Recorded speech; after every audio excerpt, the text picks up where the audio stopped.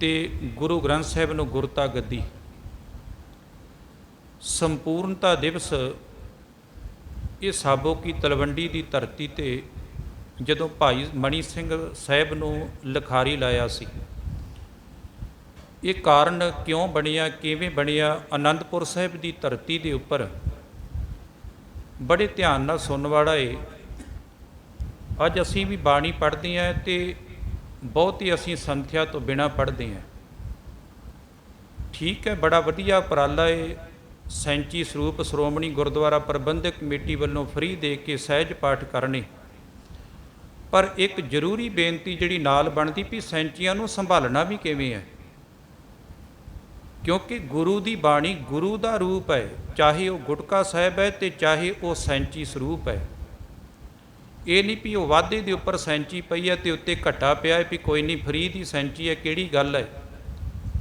ਸਭ ਤੋਂ ਪਹਿਲਾਂ ਕਲਾਸਾਂ ਲੱਗਣੀਆਂ ਚਾਹੀਦੀਆਂ, ਮਰਿਆਦਾ ਸਮਝਾਉਣੀ ਚਾਹੀਦੀ ਹੈ ਵੀ ਗੁਰੂ ਦੀ ਬਾਣੀ ਦਾ ਸਤਿਕਾਰ ਕਿਵੇਂ ਕਰਨਾ ਹੈ।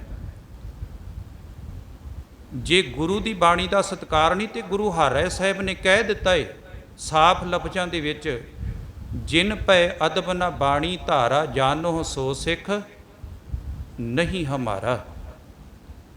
ਮੰਨ ਲਓ ਅਸੀਂ ਸਹਿਜ ਪਾਠ ਆਰੰਭ ਕਰ ਲਿਆ, ਉਹੀ ਸਾਡੀ ਚਾਦਰ ਉੱਤੇ ਰਾਤ ਸੁੱਤੇ ਆ, ਸਵੇਰੇ ਉੱਤੇ ਹੀ ਪ੍ਰਕਾਸ਼ ਕਰ ਲਿਆ, ਇਹ ਗੁਰੂ ਕੀ ਬੇਅਦਬੀ ਹੈ। ਅਸੀਂ ਘਰੇ ਉਹੀ ਸਰੂਪ ਉਹੀ ਬਾਣੀ ਸਾਡੇ ਘਰੇ ਜਦੋਂ ਜਾਂਦੀ ਆਪਾਂ ਨਵੀਂ ਚਾਦਰ ਅਲੱਗ ਚਾਦਰ ਲਾਉਣੀ ਹੈ, ਅਲੱਗ ਤਲਾਈ ਲਾਈ ਜਾਂਦੀ ਹੈ। ਇਹ ਫਰਜ਼ ਬਣਦਾ ਸਾਡਾ ਨਾਲ ਨਾਲ ਸਮਝਾਉਣ ਦਾ ਵੀ ਉਹਨਾਂ ਸੈਂਚੀਆਂ ਦਾ ਕਿੰਨਾ ਵੱਡਾ ਸਤਿਕਾਰ ਕਰਨਾ ਹੈ, ਕਿੱਥੇ ਉਹਨਾਂ ਨੂੰ ਰੱਖਣਾ ਹੈ, ਕਿਵੇਂ ਉਹਨਾਂ ਦਾ ਪ੍ਰਕਾਸ਼ ਕਰਨਾ ਹੈ, ਕਿਵੇਂ ਆਪਾਂ ਬਾਣੀ ਪੜ੍ਹਨੀ ਹੈ। ਇਹ ਮੈਂ ਆਪ ਜੀ ਨਾਲ ਸਾਰੀ ਵੀ ਇਹ ਸੰਪੂਰਨਤਾ ਦਿਵਸ ਦੀ ਲੋੜ ਕਿਵੇਂ ਪਈ।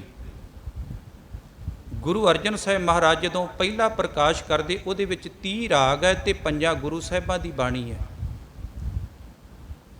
ਗੁਰੂ ਤੇਗ ਬਹਾਦਰ ਸਾਹਿਬ ਦੀ ਬਾਣੀ ਨਹੀਂ, ਕਿਉਂਕਿ ਗੁਰੂ ਸਾਹਿਬ ਹਾਲੇ ਉਹ ਸਰੀਰ ਕਰਕੇ ਆਏ ਨਹੀਂ। ਆਨੰਦਪੁਰ ਸਾਹਿਬ ਦੀ ਧਰਤੀ ਦੇ ਉੱਪਰ ਦੀਵਾਨ ਚੱਲਦਾ ਪਿਆ ਹੈ ਤੇ ਇੱਕ ਗੁਰਸਿੱਖ ਆ ਕੇ ਧੰਨ ਗੁਰੂ ਗੋਬਿੰਦ ਸਿੰਘ ਮਹਾਰਾਜ ਨੂੰ ਸ਼ਿਕਾਇਤ ਲਾਉਂਦਾ ਏ, ਕਹਿੰਦਾ ਵੀ ਮਹਾਰਾਜ ਕੱਲ੍ਹ ਮੈਂ ਬਾਣੀ ਪੜ੍ਹਦਾ ਪਿਆ ਸੀ ਤੇ ਤੁਹਾਡੇ ਇੱਕ ਸਿੱਖ ਨੇ ਆ ਕੇ ਮੈਨੂੰ ਡਾਂਟਿਆ। ਉਹਨੇ ਕਿਹਾ ਤੂੰ ਬਾਣੀ ਗਲਤ ਪੜ੍ਹਦਾ। ਮੈਂ ਦੁਬਾਰਾ ਸ਼ਬਦ ਪੜ੍ਹਿਆ, ਦੁਬਾਰਾ ਫਿਰ ਗਲਤ ਪੜ੍ਹਿਆ ਤੇ ਉਹਨੇ ਮੇਰੇ ਚਾਟਾਂ ਵੀ 2 ਮਾਰ ਦਿੱਤੀਆਂ, ਭਾਵ ਕਿ ਚਪੇੜਾਂ ਵੀ 2 ਮਾਰਤੀਆਂ ਜਦੋਂ ਮੈਂ ਬਾਰ-ਬਾਰ ਉਹਨੂੰ ਗਲਤ ਪੜ੍ਹਦਾ ਸੀ। ਜੇ ਤੁਹਾਡੀ ਬਾਣੀ ਪੜ੍ਹਨ ਦੇ ਨਾਲ ਚਪੇੜਾਂ ਵੱਜਣੀਆਂ ਤੇ ਬਾਣੀ ਪੜ੍ਹਨ ਦਾ ਕੀ ਲਾਭ ਹੈ। ਸਤਿਗੁਰ ਪਾਤਸ਼ਾਹ ਮਹਾਰਾਜ ਜੀਆਂ ਨੇ ਉਸ ਗੁਰਸਿੱਖ ਨੂੰ ਬੁਲਾਇਆ ਤੇ ਪੁੱਛਿਆ ਵੀ ਕਾਰਨ ਕੀ ਹੈ। ਉਹਨੇ ਕਿਹਾ ਮਹਾਰਾਜ ਇਹ ਸਿੱਖ ਬਾਣੀ ਪੜ੍ਹਦਾ ਪਿਆ ਸੀ, ਸ਼ਬਦ ਪੜ੍ਹਦਾ ਪਿਆ ਸੀ, ਕਰਤੇ ਕੀ ਮਿਤ ਕਰਤਾ ਜਾਣੇ। ਉੱਥੇ ਸ਼ਬਦ ਹੈਗਾ ਕਹਿ ਜਾਣੇ ਗੁਰ ਸੂਰਾ। ਕਹਿ ਦਾ ਅਰਥ ਹੁੰਦਾ ਜਾਂ, ਤੇ ਇਹ ਪੜ੍ਹਦਾ ਪਿਆ ਸੀ ਕਰਤੇ ਕੀ ਮਿਤ ਕਰਤਾ ਜਾਣੇ, ਕੇ ਜਾਣੇ ਗੁਰ ਸੂਰਾ। ਵੀ ਕਰਤੇ ਦੀ ਮਰਿਆਦਾ ਨੂੰ ਜਾਂ ਤੇ ਪਰਮਾਤਮਾ ਜਾਣਦਾ ਹੈ ਤੇ ਗੁਰੂ ਸੂਰਮੇ ਨੂੰ ਇਹਦੇ ਬਾਰੇ ਕੋਈ ਪਤਾ ਨਹੀਂ, ਪਰ ਉਹਦੇ ਅਰਥ ਇਹ ਹੈ ਕਿ ਕਰਤੇ ਕੀ ਮਿਤ ਕਰਤਾ ਜਾਣੇ ਕਹਿ ਜਾਣੇ ਗੁਰਸੂਰਾ। ਕਰਨੇ ਦੀ ਵਡਿਆਈ ਨੂੰ ਮਰਿਆਦਾ ਨੂੰ ਜਾਂ ਤੇ ਉਹ ਅਕਾਲ ਪੁਰਖ ਆਪ ਜਾਣਦਾ ਹੈ ਜਾਂ ਗੁਰੂ ਸੂਰਮਾ ਜਾਣਦਾ ਹੈ, ਜਿਹੜਾ ਉਹਦੇ ਵਿੱਚ ਇੱਕ ਮਿਕ ਹੈ। ਤੇ ਧੰਨ ਗੁਰੂ ਗੋਬਿੰਦ ਸਿੰਘ ਸਾਹਿਬ ਕਹਿਣ ਲੱਗੇ ਭਾਈ ਗੁਰੂ ਕੀ ਬਾਣੀ ਗੁਰੂ ਕਾ ਹਿਰਦਾ ਹੈ। ਜਿਹੜਾ ਗੁਰੂ ਕੀ ਬਾਣੀ ਦਾ ਨਿਰਾਦਰ ਕਰਦਾ ਏ ਜਾਂ ਗੁਰੂ ਕੀ ਬਾਣੀ ਨੂੰ ਗਲਤ ਪੜ੍ਹਦਾ ਏ, ਇਹ ਗੁਰੂ ਦੇ ਹਿਰਦੇ ਤੇ ਚੋਟ ਲੱਗਦੀ ਹੈ।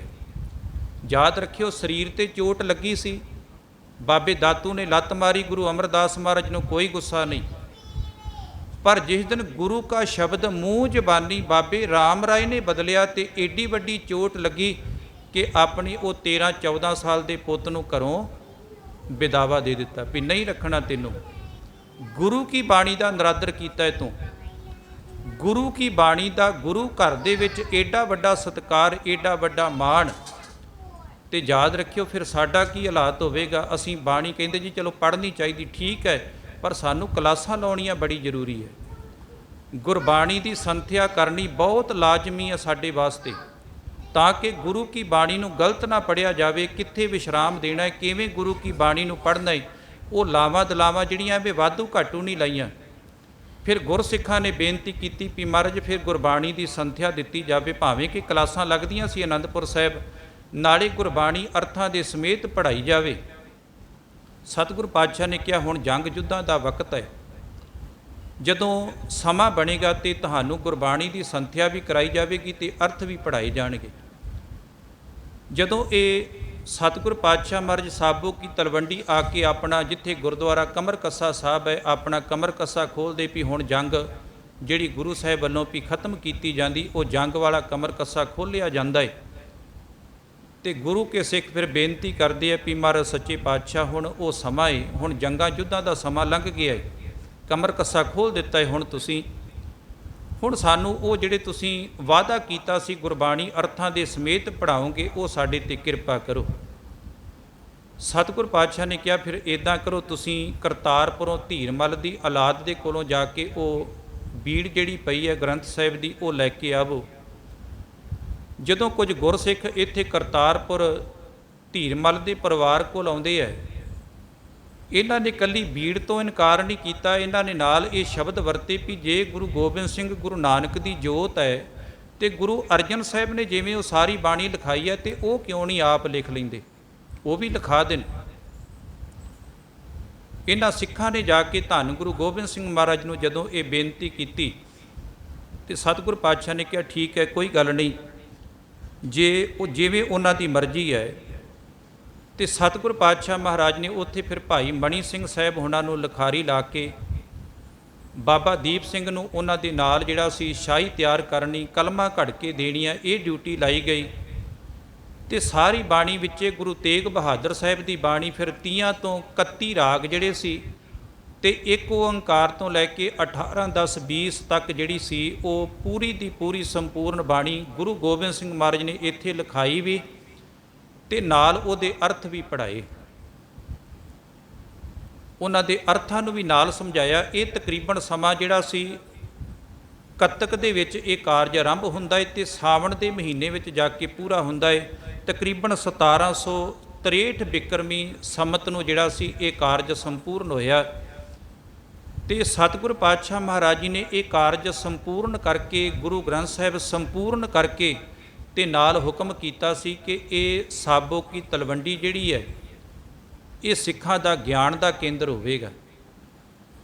ਇਹ ਸਿੱਖਾਂ ਦੇ ਵਾਸਤੇ ਜਿਹੜੀ ਹੈ ਇਹ ਕਾਂਛੀ ਹੋਵੇਗੀ, ਜਿਵੇਂ ਹਿੰਦੂ ਧਰਮ ਦੇ ਵਿੱਚ ਕਾਂਛੀ ਦੇ ਵਿੱਚ ਜਾ ਕੇ ਪੜ੍ਹਦੇ ਹੈ ਤੇ ਹਜੂਰ ਨੇ ਵਰ ਦਿੱਤਾ ਸੀ ਵੀ ਕੋਈ ਢੋਰ ਵੀ ਗਵਾਰ ਵੀ ਹੋਵੇਗਾ ਨਾ ਜਿਹਦੀ ਬੁੱਧੀ ਕੰਮ ਨਹੀਂ ਕਰਦੀ, ਉਹ ਵੀ ਇੱਥੇ ਆ ਕੇ ਜਦੋਂ ਗੁਰਬਾਣੀ ਦੀ ਸੰਥਿਆ ਕਰੇਗਾ ਤੇ ਉਹਦੀ ਵੀ ਬੁੱਧੀ ਕੰਮ ਕਰਨ ਲੱਗ ਪਵੇਗੀ। ਅੱਜ ਵੀ ਉੱਥੇ ਗੁਰਦੁਆਰਾ ਲਿਖਣ ਸਾਰ ਜਿੱਥੇ ਆਪਾਂ ਉਹ ਲਿਖਦੇ ਆ 35 ਅੱਖਰੀ ਲਿਖ ਕੇ ਫਿਰ ਉਹਨੂੰ ਮਿਟਾਈ ਜਾਂਦੀ, ਜਿਹੜੇ ਬੱਚੇ ਨੂੰ ਨਹੀਂ ਆਉਂਦਾ ਤੇ ਜਿਹੜੇ ਸ਼ਰਧਾ ਵਾਲੇ ਭਾਵਨਾ ਵਾਲੇ ਆ ਜਦੋਂ ਉਹ ਲਿਖ ਕੇ ਉਹਨਾਂ ਅੱਖਰਾਂ ਨੂੰ ਗੁਰੂ ਚਰਨਾਂ 'ਚ ਅਰਦਾਸ ਕਰਦੇ ਆ ਤੇ ਅੱਜ ਵੀ ਗੁਰੂ ਕੀਆਂ ਕਰਾਮਾਤਾਂ ਵਰਤਦੀਆਂ, ਇਹਦੇ ਵਿੱਚ ਕੋਈ ਸ਼ੱਕ ਨਹੀਂ। ਗੁਰੂ ਦੇ ਵਿੱਚ ਕਦੇ ਕੋਈ ਘਾਟ ਨਹੀਂ ਹੁੰਦੀ। ਯਾਦ ਰੱਖਿਓ, ਘਾਟ ਹਮੇਸ਼ਾ ਸਿੱਖ ਦੇ ਵਿੱਚ ਸਿੱਖਣ ਵਾਲੇ ਦੇ ਵਿੱਚ ਹੋ ਸਕਦੀ ਹੈ। ਇਹ ਸੀ ਸੰਪੂਰਨਤਾ ਦਿਵਸ ਜਿਹੜਾ ਸਾਬੋ ਕੀ ਤਲਵੰਡੀ ਦੇ ਉੱਪਰ ਧੰਨ ਗੁਰੂ ਗੋਬਿੰਦ ਸਿੰਘ ਮਹਾਰਾਜ ਜੀਆਂ ਨੇ ਉਹ 31 ਰਾਗ ਸੰਪੂਰਨ ਕਰਕੇ ਇਹਨੂੰ ਸਮਾਂ ਲੱਗਾ ਜੀ 9 ਮਹੀਨੇ 9 ਪਹਿਰ 9 ਘੜੀਆਂ 9 ਪਲ। ਜਿਹੜਾ ਪ੍ਰਾਤਨ ਇਤਿਹਾਸ ਟਕਸਾਲ ਵੱਲੋਂ ਜਿਹੜੀ ਪੋਥੀ ਲਿਖੀ ਗਈ ਉਹਦੇ ਵਿੱਚ ਇਸ ਤਰ੍ਹਾਂ ਕਰਕੇ ਲਿਖਿਆ 9 ਮਹੀਨੇ 9 ਦਿਨ 9 ਘੜੀਆਂ 9 ਪਲ। ਇਸ ਤਰੀਕੇ ਦੇ ਨਾਲ ਜਿਹੜਾ ਸੀ ਇੰਨੇ ਸਮੇਂ ਦੇ ਵਿੱਚ ਇਹ ਕਾਰਜ ਸੰਪੂਰਨ ਕੀਤਾ ਸੀ ਸ੍ਰੀ ਗੁਰੂ ਗ੍ਰੰਥ ਸਾਹਿਬ ਜੀ ਦਾ ਸੰਪੂਰਨਤਾ ਦਿਵਸ।